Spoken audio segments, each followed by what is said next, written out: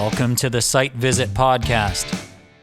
Leadership in construction with perspective from the job site. With your hosts, Andrew Hansen, James Faulkner, and Christian Ham. From the Site Mag studio in Yaletown, Vancouver. Let's get down to it.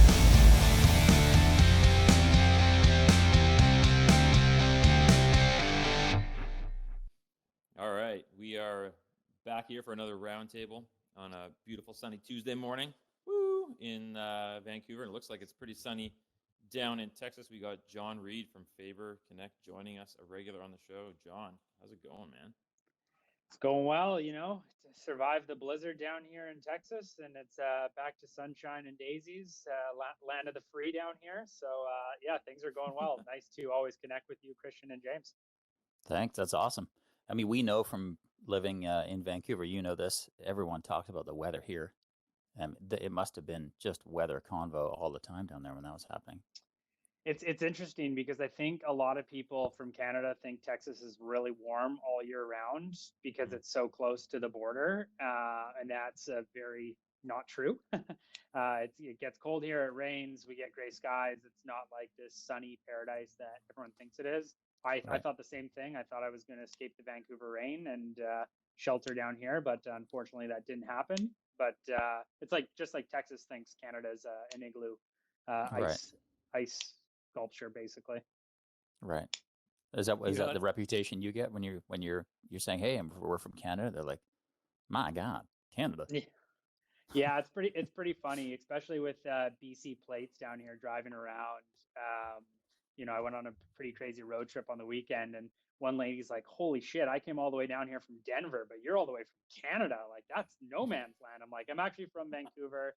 It's actually, a pretty large city. It's not like I'm living up in, the middle of nowhere sort of deal." But it's definitely a conversation starter, especially when you're in meetings and, everyone's got cowboy boots and full on buckles, and you come in a pair of Allbirds and Lululemons, and they're like, "Who the hell is this guy?" I just start off right away with like, "Hey, I'm the token Vancouverite down here in Texas." And they always ask a couple questions and whatnot. So it's a good combo. It is pretty funny though how we think we almost project the stereotype on other people that we up in Canada, it's always cold, and we live in whatever cold weather housing and all that kind of stuff. But I think the opposite is exactly the same, is that we would look at a place like Texas and be like, "Man, you guys just living it up. You've got sunny weather. You can wear short sleeves all year long and everything like that." And then we see what happened over the last few weeks. And in the last couple of roundtables, we talked a lot about it because, it's cold down there, and that must be a shock to the system in terms of construction and construction projects. And I know you probably have some stories to share about those couple weeks as well, and also what you guys were able to do even with your business there, because I know that you guys jumped into action with a few things.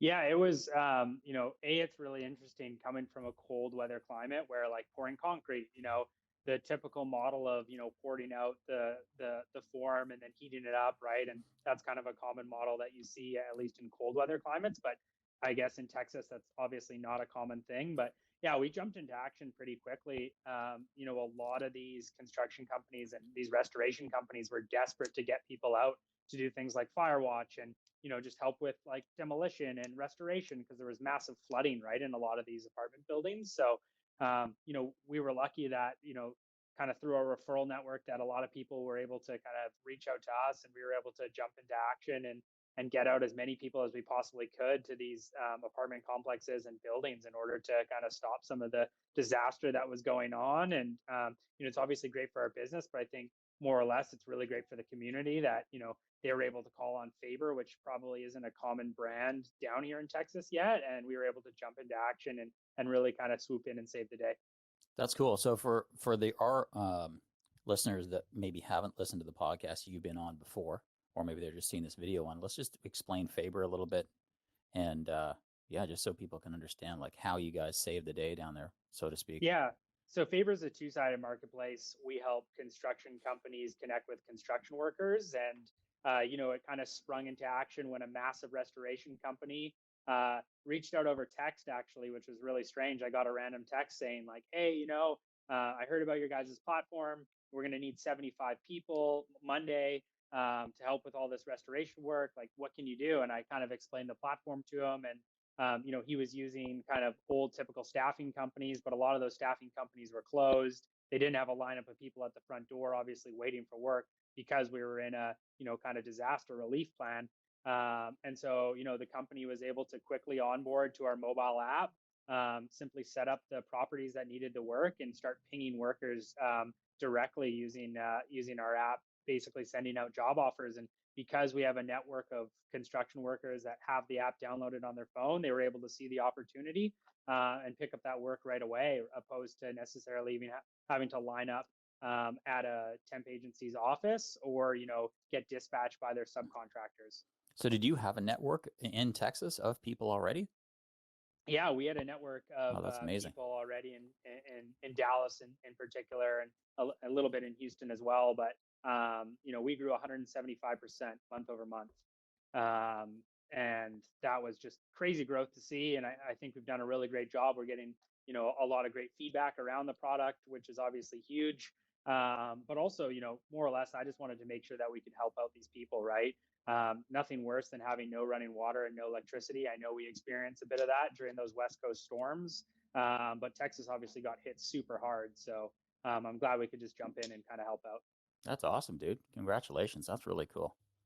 Thank you. Yeah, that is a cool story, man. Well done to you and the team. I think you were commenting on social, or somebody else was, about like all the massive snow removal efforts. That was a weird one. Yeah. Did you guys have any involvement in any of those placement for that, or Yeah. can you comment on any of that?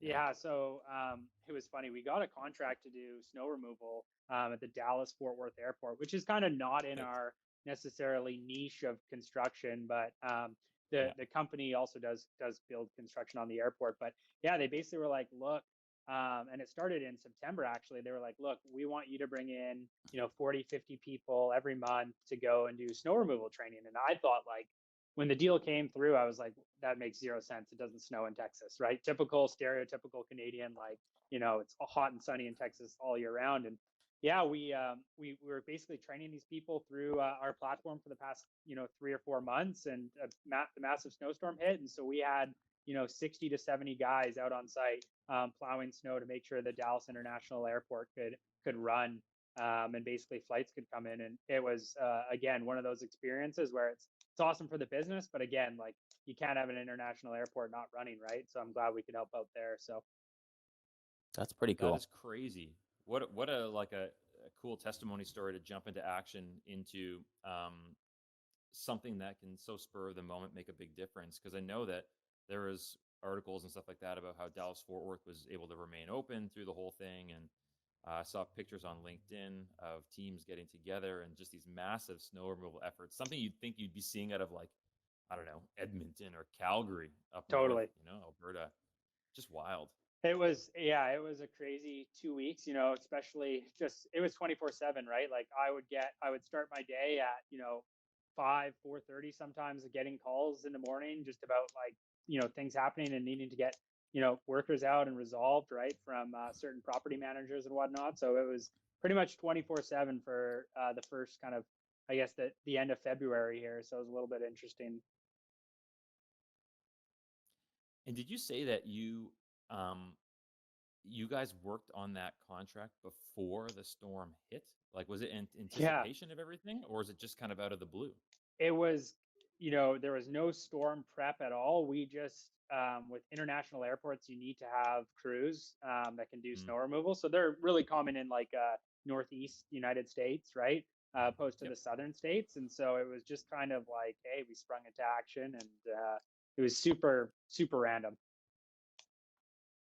Wow. Cool. Crazy. We don't need to talk anything more about that. I think we've covered it a lot in the past couple of roundtables, but just such an anomaly, right? Like a once in 100 and however many year storm and everything like that. So 1987 was the last massive storm in Dallas.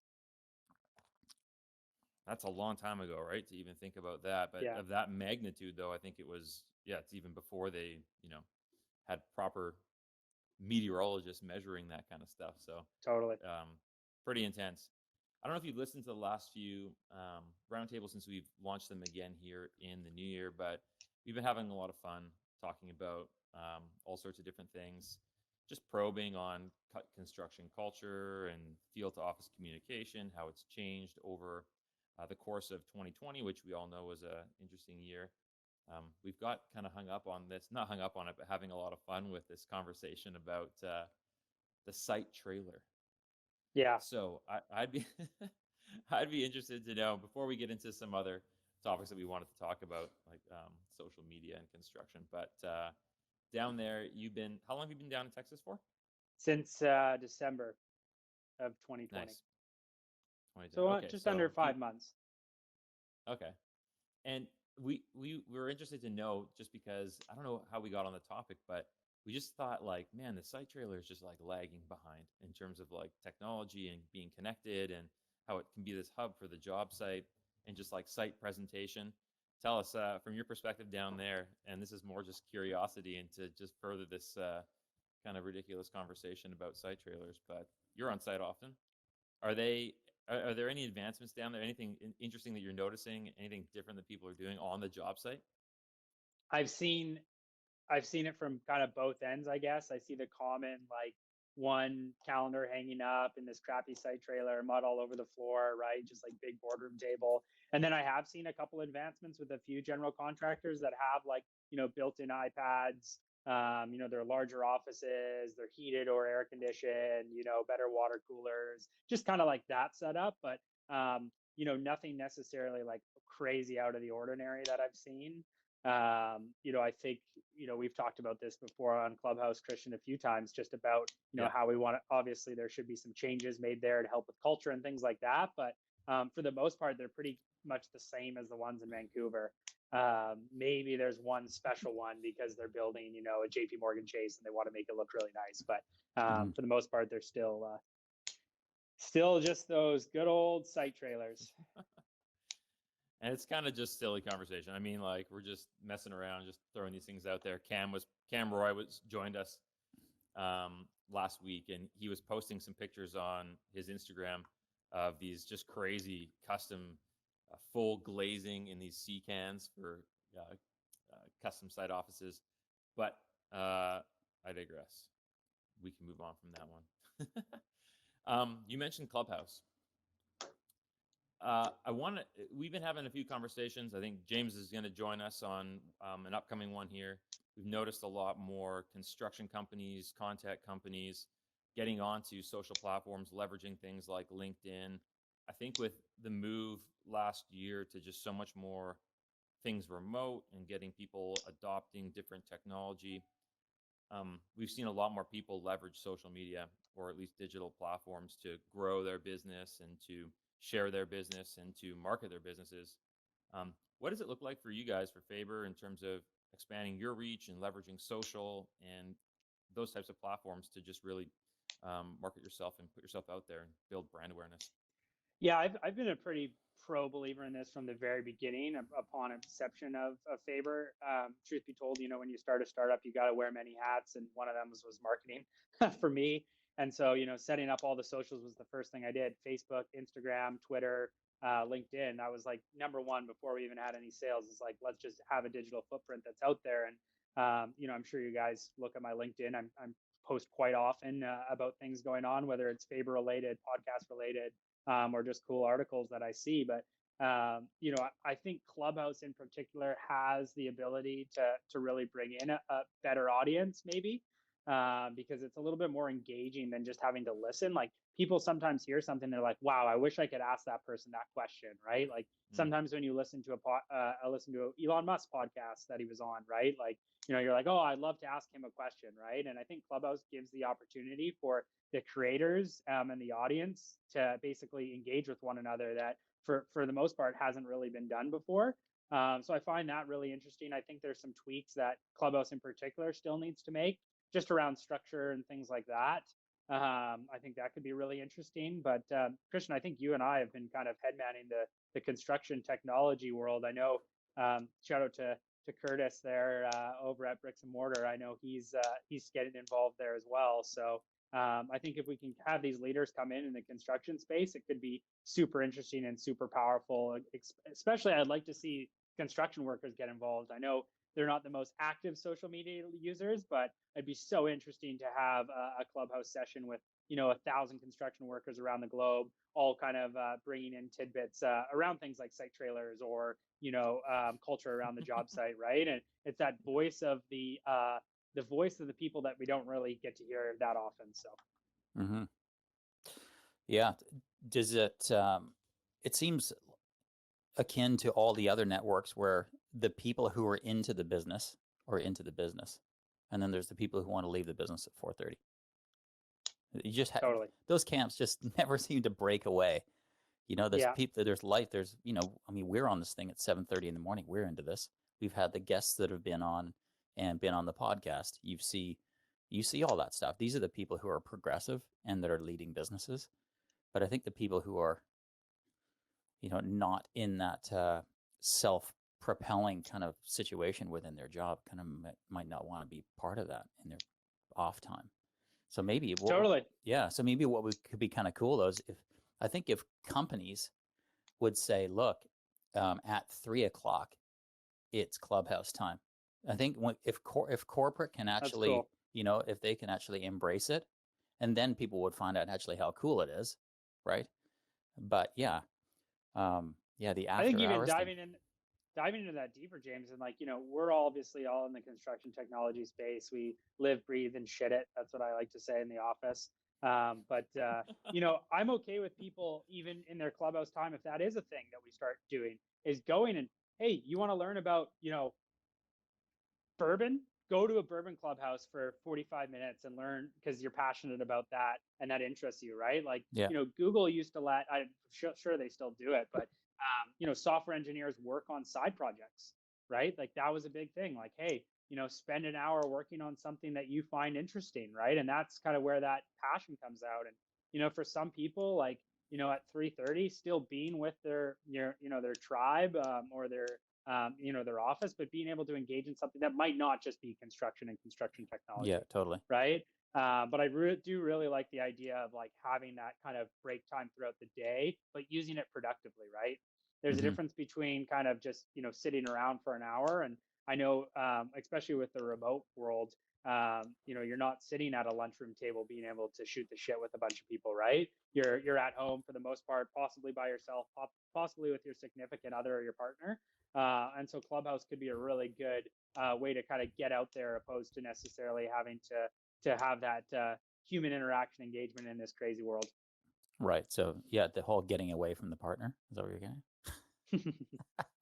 A little break from home. We'll see. Yeah, got to get the VR goggles going. There's a lot to unpack here, actually. Even on that comment, we'll get into that. But Joe Rogan jumped on just one time, and he had like a prediction about what the future of this audio kind of platform could look like. But anyway, there is a lot to unpack there, John. You talked about even just, and James talking about just setting up time for your people to be on here. I mean, this whole thing started with some people in our office being like, oh wow, Clubhouse, what's this new platform? What's going on? We should look into this. There's this curiosity around it.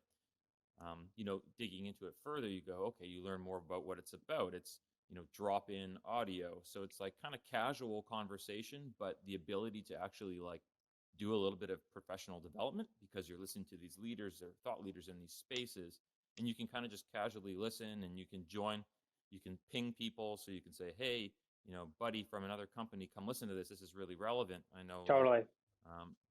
Producer John here, we'll be listening to like a podcasting thing on a Saturday morning, and then I'll just ping him, and he'll jump right on. He'll take some notes down and all that kind of stuff. And so I think that it's just it's so approachable, and it's not like daunting, or even some people have a hard time with other social platforms because you got to post, you got to get the words right, you got to get a picture that you'd think people would want to look at. And this is just, it's casual. It's totally, you can approach it totally different. I found it really interesting, obviously engaging with our Clubhouse that we have going, but from an investor point of view, something that I really liked, just shooting the shit with Curtis, right? From from bricks and mortar and asking them questions, like not about, hey, what about the investment world and blah, blah, blah. It was like, hey, who are you? Like, what type of person are you? Right. And being able to get a little bit more personal opposed to necessarily like living behind a photo or living behind Instagram, right? Or having to make sure that the words that you write down on a post are, grammatically correct coming from a guy who, dropped out of university. I don't have that perfection when it comes to certain things, but when I have a conversation with someone, I find it's a lot more genuine and a lot more real opposed to necessarily just like throwing out a post there and like, oh wow, people are liking it and commenting with it. It's like I want to engage with people. I want people to give a shit. I don't want someone to just look at my post, look at the photo, like it, and keep scrolling. Right? I want to be able to have those real conversations, and I want to learn too. Right? Like there's tons of people out there that have tons of opinions and ideas and things, and yeah, I think they're really onto something. I think it's going to be interesting to watch Clubhouse kind of progress there. Well, naturally, the cool thing is about when you're in a conversation with someone, you have the vulnerability of letting out flaws. They might be micro flaws, but social is like typically is the perfect photo. I'm going to curate the perfect message, hopefully as flawlessly as possible. And you end up with this synthetic kind of interaction. Whereas a conversation, you could actually say the wrong thing or take the conversation off course slightly and then find its way to come. It's way more human. So I think that that's probably something that is what's making this take off, is that people are thinking, wow, I can actually be myself for once. Totally. Yep. Yeah, I couldn't agree more. Yeah, and that's what the founders, they have like these onboarding chats, I think on a regular basis. And that's what they keep saying, right? Is that it doesn't matter what's behind you. Like even right now, I've got filing cabinets behind me and banker's boxes, and I'm just crammed in a corner here of an office. And that's fine, right? Because this is audio, but there also is a video component. But for something like Clubhouse, it's completely audio. I mean, you can be sitting anywhere. A lot of people are driving in their car and they're just listening, right? On their handheld or whatever they're doing, or hands-free rather. And they're just able to participate when they want to chime in or just listen. And people will, go on a run and listen or fall asleep listening. And it's like you're getting these great guests on, and you're consuming this audio, and it's real time, obviously, because it's live, but it's just providing an opportunity for people to, at their leisure, they can dig in as much as they want to, or they can be as passive as they want to, but It's still engaging. What's the deal with is anybody recording the Clubhouse? Yeah, you can record conversations as well. So shout out to Construction Brothers, Eddie and Tyler there. They've done a great job with their podcast, and they jumped on Clubhouse like right away. And they've been hosting some awesome rooms. And I don't know, John, if you jumped into any of them, but they've had some pretty cool rooms. Yeah, and they're just basically using this as an extension of their podcast to just further reach their audience, to engage with them. I mean, it's one thing. Even in our businesses, it's like, when you say you post something on LinkedIn, you post something on Instagram, like LinkedIn seems to be the best place for construction and contact to like get responses and get feedback and all that kind of stuff. But oftentimes you post something and it's just so passive, right? People, like you were saying. Like, thinking back to my 18, 19-year-old self, it was like, when Instagram was first thing, you're like, holy shit, I have to make sure this post is like perfection, right? Or you know what I mean, to enable able to throw it out there, because like, during my generation, like that was a big thing, right? It's like the TikToks of the world, right? Like, this next generation of people, like they want to make sure their TikToks are kind of perfect and whatnot. So that's the nice thing about Clubhouse, is like you can't really hide behind a mask. You can either not talk and just listen, which is fine, right? But I think also giving people the ability to have a voice there, right? So that's big. At some point, so if someone's recording it, then are you given a checkbox where you have to say, I agree to whatever?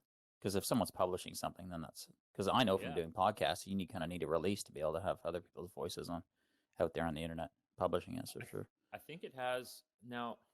I'm not sure if people probably in the terms, maybe. Yeah, and I'm not sure if people put it in their room title, but it does say recorded room on there. So there must be something you check. So it does give people the heads up, and there's like a disclaimer, like this is a recorded room, there it is. You agree to all terms. Yeah. Yeah, I'm not sure. We never really recorded a room. Maybe we should. We should do an upcoming one where maybe we bring somebody on and we talk about something, and then we can repurpose snippets of it. Yeah, totally. Yeah. It's probably in the terms of use in the beginning when you sign up that if it's a recording room, if it's this, if it's that, you've agreed to this. If you see a red dot, that means already based on this terms that you're allowing someone to publish your voice, or so it's probably already baked in. Yeah. Totally. I on my road trip over to Texas from California, what do you call it? I didn't go on Clubhouse at all. I was just listening to country music the whole way to get myself ready for the wild, wild west. But, thinking about it now, it probably might have been a good idea to do some engagement there. But, yeah, it's, I think Clubhouse has so much potential. Cool. Yeah, and I think about, okay, how is this relevant to construction specifically? Of all the social platforms, is it just the latest craze? Is it whatever? And I think, like much of construction, and especially construction technology, John and James, as you guys would know, adoption is slow and has been, but 2020 accelerated a lot of adoption. People had to move towards things and for technology and to urge them to advance their business and to keep people on the same page and to collaborate in a remote world. But I feel that everything out of that has kind of been so perfectly timed for the boom of a platform like this. But for construction specifically, I just think that we're coming into this part now, or this time when a lot of the people that are growing into decision-making positions in these businesses are a different generation, and Totally. they're more in tune with these types of things. And you go on to this platform and you start seeing like, man, like there's this hunger to grow and there's this hunger to learn, and in such a highly collaborative industry where you rely on, there's always trade shows and there's conferences and all sorts of things about building technologies that you could just sit here and go, here, like last week for me, right after our roundtable, there's a few dudes in Germany, and they're doing this, Contact Global thing. And I jump in and boom, they make me a speaker, and I'm like, oh, hang on.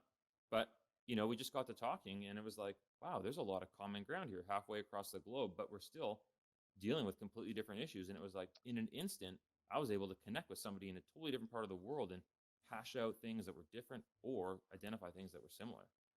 Totally. I couldn't agree more. So I think that just the way that things have gone, and I think that the people now in construction that want to grow and drive things forward, that this is just a great place to learn and to do professional development and to engage your team and bring your team on. So that's what we did, right? When we were originally getting into it, a lot of the guys in our office, they were like, we should all just jump in. Let's see where this goes. Totally. It's a construction thing. It could be a contact thing. We could do sales. We could do whatever. And you just start talking about something, and all of a sudden people start coming around, and you just like instantaneously start leveraging this collective knowledge of all these people. And so it's a quick way to learn and a quick way to grow, but highly effective. I wonder if totally. the different generations, I think of some of the construction companies that we know that we have relationships with, and some of the ages of some of the people who are taking them over, like these whole succession plans. I mean, that seems like, you've got these baby boomers who have had these companies for a while, and now they're a going concern. And now, I mean, the starting of any large construction, I guess you could do that with a trade. You could come out of the gate pretty quick and have, be a whatever type of company and have a service. But any sort of large general contractor typically is it was something before, and now somebody else has taken it over. That generation, I kind of looked at the Gen X generation, which is what I'm part of, and you go, that's down to like 1980. So yeah, like somebody who's in their early 40s could be taking that company over. And I think of how this generation has how they are with social. I think this Clubhouse thing is probably more suited for that, because it's I do, because there's a bit of why are we spending our time putting ourselves out there? I mean, to other generations, like, well, that's because that's what you're born doing. That's what you're supposed to do. That's what all my friends do, right? But I mean, even a guy in my office, who I think is in his late 20s, is like, yeah, Facebook, the only reason I keep it is because my pictures of all my friends are on there and I'm connected to my friends. Instagram, I feel like I can't be bothered. TikTok, no, I'm not really into that. And this is, and so I think that there's a fatigue that's going on with this in terms of Totally. No, yeah, I social agree. in general. And it doesn't seem like it's in good shape. So anything that, that this hopefully can do for the construction industry is engage the people who are actually responsible for a lot of these companies that are being taken over, because they need to attract younger demographic. So if they can actually have a conversation with people in their 20s, people in their mid 30s, and they're in their 40s, that's a good thing. And maybe that's what I think Curtis is probably in his mid 40s, I would think, right? Yeah. So he's probably like, this is awesome. I can get on here and Yeah, not sure. yeah. Do you think he's his early or late 30s? What do you think? I don't know. Yeah. I think I'm early not. I'm 40s. not sure. We talked about vans the whole time and road tripping up to Sonoma, so that was kind of cool, and like learning a bit about his background Yeah. and whatnot. So it was super random conversation, but yeah, it's one of those those cool platforms I think that's out there. But I agree with the app fatigue. I only have Facebook because I have photos on there and I just haven't deleted it, but I'm not actually going on Facebook, and I don't think I've made a post for the last 3 years, maybe. And then the same thing with Instagram. Like I just keep it on more or less just to catch up with people around the world and see what's going on. Mm-hmm. I actually use the messaging feature on Instagram more than I actually do like the scrolling or the stories feature. Right, Just because it's nice to like catch up with people. I find that's where I use more social platforms than anything is just messaging. I have so many different friends that use different platforms, whether it's WhatsApp, whether it's WeChat, whether it's Facebook, whether it's Instagram, right? So that's obviously where I find myself using those channels more. But I think you are correct a little bit on that one, James, on the Clubhouse. It is a bit of an older demographic, right? But who knows? Maybe we'll see the first, 13-year-old Clubhouser that has all his friends hopping on board and talking about recess, right? We don't know, but I think that's the great thing about recess. That's the best thing about Clubhouse is it's new and it's innovative, and we just gotta kind of watch where it goes, right? So yeah. who knows, Christian? Maybe one day your kids will come home and they'll be on Clubhouse. So it's going to be it'll be interesting. Maybe they're going to have to go. So where do I post the picture so I can influence your ideas and what you think I am? Yeah. Oh, wait a minute, I can't do. Well, hang on a sec. How do I do this? Wait a sec. I have to like sit on my real self and actually represent myself as me. How do I do this? Yeah. But maybe it's gonna change the landscape of like, there could be some of those people that are just, think about it being like a 14-year-old dude who has a crush on a girl, and you both are in the same clubhouse, but you can't talk to her at school. But now you have a channel in order to maybe engage with a conversation because you're both into the same thing, and that sparks a real life connection. It's pretty awesome. awesome. I don't know, like, that's my world coming from the nerd who was in that position sometimes in high school, right? But there could be things like that just break the barriers for people that are introverts that aren't good at necessarily, having conversations in person, and giving them a technology platform to engage in the comforts of their own environment. But it's again, I'm excited to see where this thing goes. That's funny. I actually hadn't thought too much about the age demographic, but just given the sense that it is, professionals talking about like,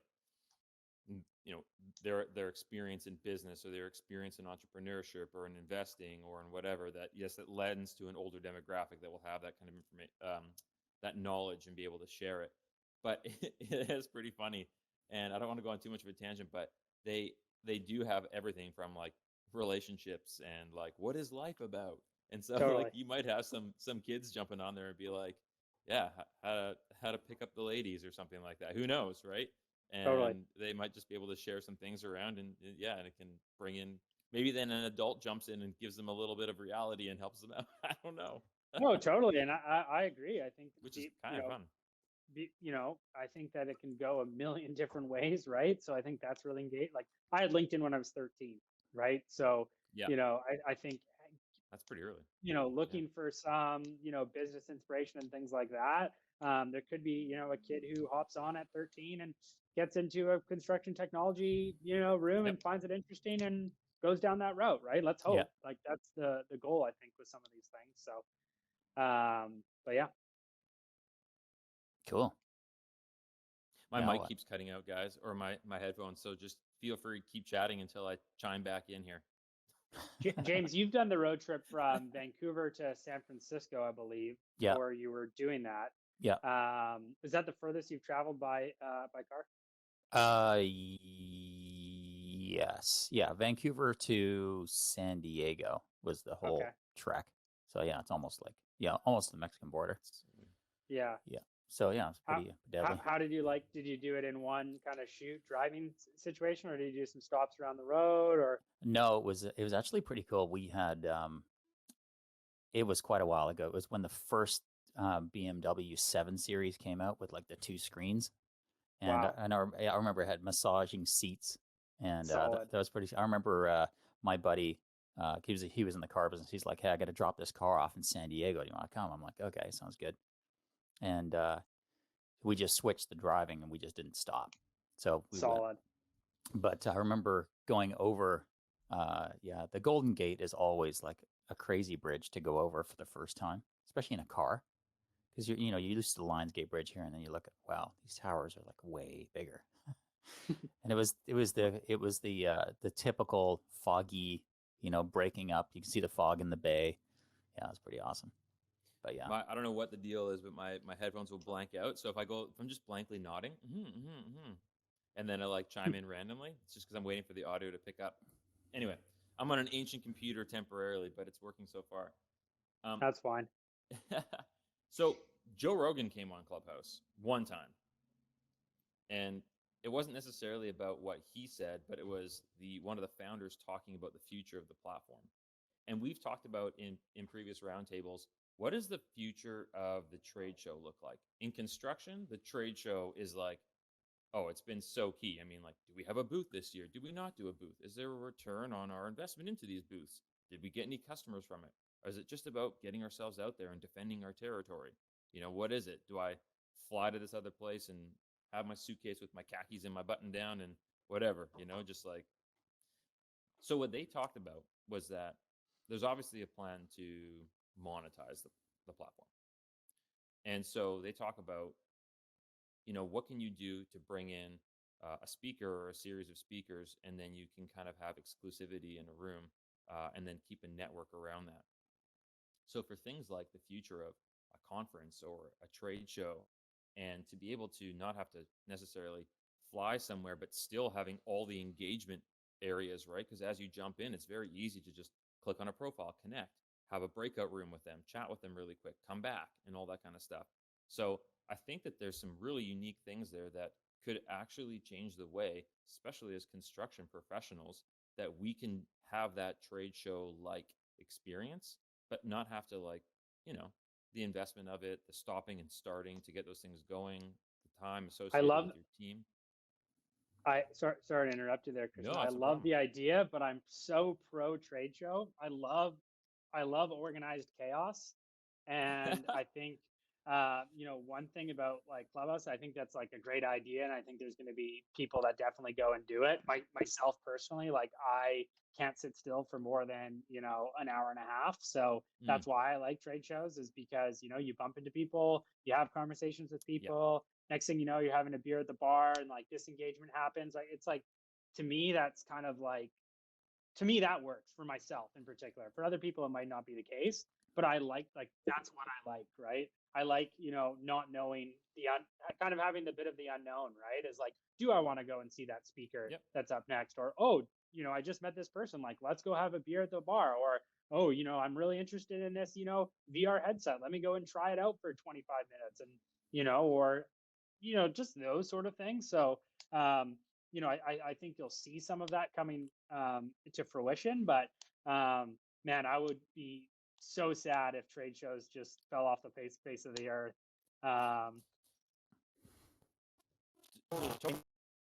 A fantastic point, and this is where I think we even said we could go on like a whole other conversation about the future of what trade shows look like, and that's more cross industry related, because every industry's got their trade show. And you're bang on. Like this whole remote work and going virtual and all this kind of stuff is we were never meant to engage and communicate and grow, I guess, as like, I don't know, humanity. We don't have to get into deep things about that, but like through a video screen, right? We were built for like connection and seeing people and engaging with people tangibly. So yeah, by no means do I think it would even be healthy for things to move completely remote Totally. or completely virtual. But as a supplement to, Totally. Yeah. I think that there's a huge opportunity there. And even just on a micro level, Totally. and just passively, that like you and I could be like, hey, let's do a little mini context. Or sorry, anybody, you, me, Andrew. Yeah. Obviously, Andrew's not here this morning. Andrew's usually here. But like the four of us, Totally. or even throw on 10 of us and be like, hey, we're going to do like a little micro summit. Yeah. Totally. It would be neat if they could, like on the trade show side of things. You know, when you go and the hard part about construction is unlike other trade shows, you're actually showing a product, right? Often it's if you go to World of Concrete, you're showing a new piece of equipment. So you can't just do that. You need video component to be able to show something, you know, new features or whatever it is, right? But you know, in terms of the trade show itself, hopefully, the trade show companies like I think it's Informa or whoever it is that puts on those things. I have found, I don't know about you, John, but you know, when you're in the ordering of the trade show process, stuff like internet that's $300 a day, like the nickeling and diming of it, it's almost as though this pandemic, like it almost taught them a lesson. You have to, honestly, there has to be another way of making this a better experience. You know, like charge more for tickets, like bake it into the full on cost. Like I'm fine, but I would rather see a line item that says booth $4,300 than see the booth $4,000 plus $300 for internet. Yeah. You know what I mean? Like, just to me, like at first off, when you see that, I remember when we first did our first ever trade show, we were so startup mode that we were just tethering our phones. Yeah. Because we're like, there's no way we're going to spend the $500 a day or whatever it was for internet. Like, you know, when, first of all, we're stretching thin, just, you know, getting a booth when you're starting off a company, right? To get your name out there. But yeah, things like water, like in certain things like that, you know, I don't understand. I think they need to add those into the cost somewhere, opposed to necessarily just trying to nickel and dime on everything they do. Like I know certain trade shows that's like, you have to put carpet down, you can't have, you know, concrete and things like that. And I understand some of it is to some degree the reasons why you have to have that, but come on, like, can you just lay carpet down on the whole entire place? You're already doing it in the hallways, right, of the trade show. You might as well just do it on every single booth. Yeah. In my mind, at least. Like, well, it's so funny. I mean, I remember the first one, you know, we're going up to set up that in the evening, just in startup mode. And they're like, oh, you would like power? Yeah, I need power. What are you talking about? Every trade show booth has a light on it. And I mean, how that kind of stuff is every booth, you're correct, should have internet, should have power, period. Like, baked into the price. Otherwise, it's just infuriating. But totally. We also found that the internet, it was $300 or $500 a day or whatever, but it was slow. Like, my phones are faster. Yeah. No, totally. It's like crap for crap. Yeah, and more engaged. Like, I think, you know, I haven't been to World of Concrete. That is on my list in Vegas. I know they do a very, very, very, very, very, very good job from what I've heard of. You know, as Faber expands across the US, I do plan on eventually investing in having a booth there and having a big ass beer garden, because I know that's, you know, that's the fun of it all, right? Is having a couple of beers and talking to people from around the globe. But, you know, some of those kind of micro ones, they kind of get a little bit dull and boring. But yeah, some of the bigger ones I think are you know, pretty out there with some of the things that they do. Well, minus the travel and the hotel and the exchange, BuildX was the same cost as World of Concrete. Yeah, and I mean, the audience walking through that is like, if you were like looking at what your invoice is versus impressions, you know, like every other advertising platform that quantifies how many people are coming to something, and that's the value of what your exhibition cost is. Yeah, it's a big difference. Anyway, we're getting a little bit micro on the old business model. Yeah, no, here, no worries. Bringing things back to social and actually playing off of that whole trade show thing. We were at, and speaking of Buildex, we were in Buildex, Alberta last year, I think it was, and we had a lot of fun. We basically, as real time as possible, leveraged, let's call it the power of social media on a micro level. And John, you could probably attest to this just because I know that you guys have been doing testimonial videos. We actually, as part of the trade show experience, we had a video team with us where we were videoing, editing on the fly and posting things on stories and like on Instagram and on LinkedIn and getting people engaged that way. And it was driving people to our booth because you can geolocate things, you can do all that sort of stuff, right? And so I think that getting the conversation back into social in terms of which is the most powerful platform to leverage content to actually make a difference in your business. What would you I think it's clear, would it be LinkedIn? It is LinkedIn. Yeah, I'd say for me it's LinkedIn. Yeah. I think I've had most of my like conversations with people over LinkedIn. Yeah, I would say LinkedIn for me in particular is like for social in particular. LinkedIn's been really great. I have nothing, I haven't really used Instagram for construction necessarily related stuff. It's mainly been on LinkedIn, and yeah, I would say LinkedIn. And what about nothing more to say. Yeah, no, Sorry. no. What about the power of videos? Because you guys have been Totally. putting out some pretty cool testimonial videos, and I know we've done it, and it's moved the needle like significantly. We got a fire one coming out in the next month or so. Like I'm talking like this is going to be the best one we've ever done. Well, I wouldn't say the best because I'm not in it, but that's another story. But no, it's going to be really great. And I think the power of video is one thing is people want to be able to engage with things. And I personally, when I scroll through LinkedIn, I'm more enticed by a video than a photo. Mm-hmm. Yeah. That's just how my brain thinks. I'd rather watch a minute and 30-second video and be like, that was really cool. Like the one we did with Cam Roy, where he's now famous in Hollywood. That one that we filmed at the Core X project, right? Just that little snippet, right? That was, 162,000 views, I think, on it so far, right? Ooh. And so I think the video is the way to go. The testimonials are also really good with customers, or just like even, I look at how Airbnb didn't scale, but part of their kind of early business model was let's go take a ton of photos at your apartment and we'll have stage your apartment for you so you get more people renting your Airbnb. Yep.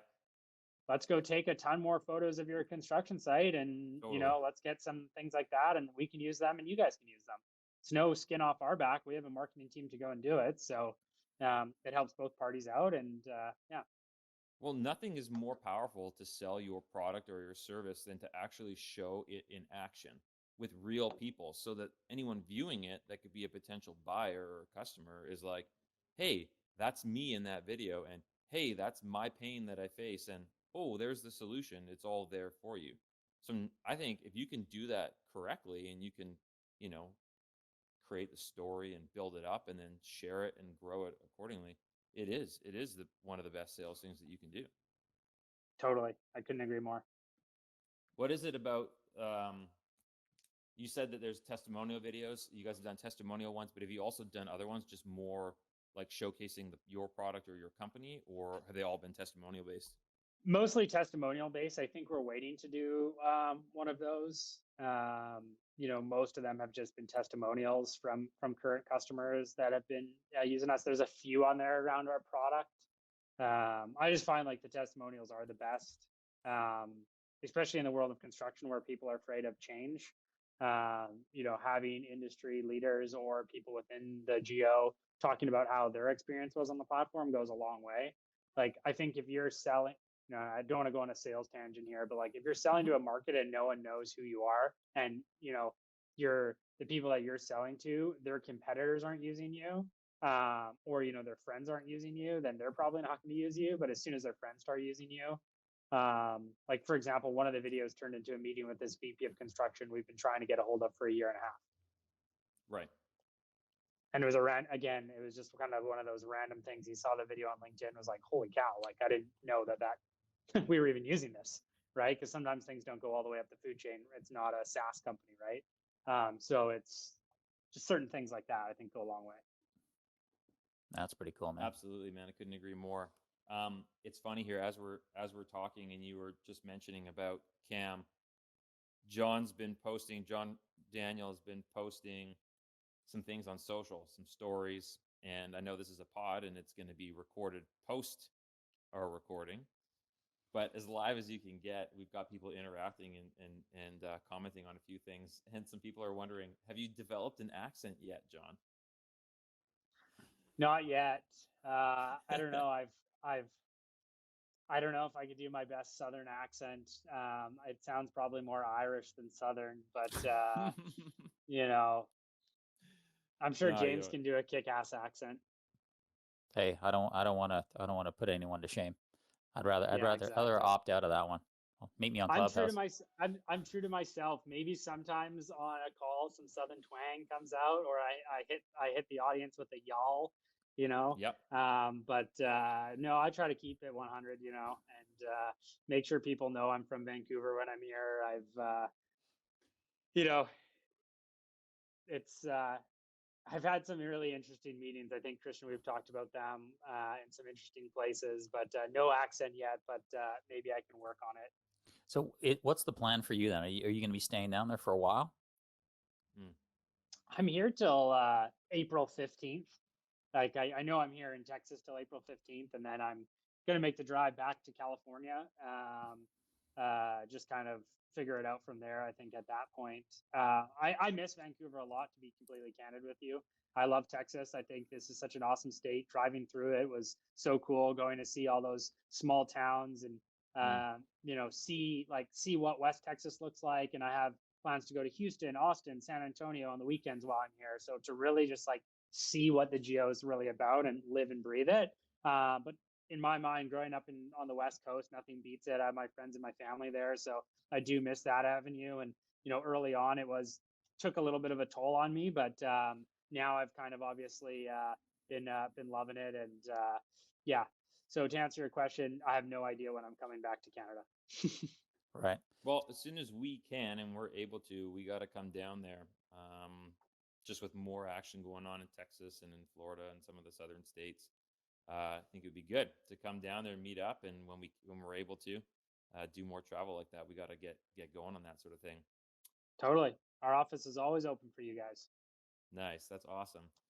Hey, John, and James, you know, as we kind of talk here, just to round out our conversation about Clubhouse, and I'm sure it'll come up more as we host more rooms and have more fun and engage more people. But I think it would be good to, you know, as we share this particular pod, is get feedback from people and find out who they want to hear, what they want to see talked about or listened to on Clubhouse, and find out how we can curate these just really great rooms and engage more of even our customers and our audience and those in the construction industry to come join in on that kind of a conversation. To get more people to come and engage on Clubhouse. Yeah. So I think let's yeah, we can do this after we're done, but I think it would be good to, we got to find out, get more people going on there. Got to get Andy on there. Andrew, been trying to get him to join. I think it's a perfect place for him and for site partners. It just makes so much sense to engage and do that sort of thing. And I know his bro is a big Clubhouse guy. So is influencer Clubhouse guy. if is it the sort of venue for more nuanced, harder conversations, as in like more controversial? I could just see that turning into, like, here's an example. So let's say you listen to a Joe Rogan podcast about somebody. Let's say that's the guy Tristan Harris from the Social Dilemma, for instance. You listened to, you know, rather than, hey, there's this movie that social's dangerous. Okay, well, there's the headline for that guy and his documentary. Okay, but Joe allows you to have, you know, 2 or 3 hours and explain why. So it takes controversy out of something because you logically break it down. So the question is do you think that there are subjects within construction that Clubhouse is the correct venue to be able to break down things that people just create headlines for? And consider controversial. Like it could be, women on construction sites and how it's such a guys thing, or could it be like, hey, why does the site trailer still suck? Or I mean, these things that are there's lots of those things that maybe that's the right venue for. Totally. And I think like shout out to the Construction Brothers again. Like they did a women in construction room last week. Yeah. And Awesome. I think that, and I think it absolutely is a place. And it's not just construction, it's any industry and hot button topics where you come, and naturally when you're doing a live conversation, it's going to bring a different element and a different dynamic, because people are going to get caught up and they're going to be like, I don't know how to respond to that or whatever. Right. But that's natural. And that's like the rawness of audio. And how it works when you're having real-time conversation with people. So I think that's kind of the beauty of it. And I think that we can, as some of the first people to get in from a construction standpoint and creating these rooms, I think we have an element or an opportunity to bring those elements to the platform and to have these conversations, be them tough or whatever they happen to be. But I mean, that's what we're doing with our businesses. Mm-hmm. We're pushing the envelope on certain things. We're generating conversation and driving people towards change. So I think there's no better place to be able to do that. So I wonder where we're going to see the first news article. So-and-so said this on Clubhouse. And then, because on your iPhone, you can record your sound and you can do that little button, the 3, 2, 1 thing. And people don't know that you're recording the whole thing. It creates a file. So that's going to be interesting. Someone's going to document something. People take pictures and do snippets and they post them on their social and everything like that. So we'll see where it goes. But John Reed, man, it's good catching up. It's good to see your face and to connect like this. And we look forward to getting you in on future roundtables and hearing more about your adventures down south, and to hear about more of the success of Faber and the rest of the team, and to just see that new video that you got coming out. Yeah, thanks again. It's always a pleasure connecting with you guys, and I'm really excited for the video to come out. I'm not 100% sure, probably in like 3 to 4 weeks time, but it's going to be kick ass. So pumped on that, and hope you guys are doing well and staying safe up there. Right on. Awesome. Thanks, John. Well, gentlemen, let's get back to building. Exactly. That's Andrew's line. It is. All right, guys, let's get back to building. I'm Andrew Hansen. Yeah, there you go. Perfect. Nailed it.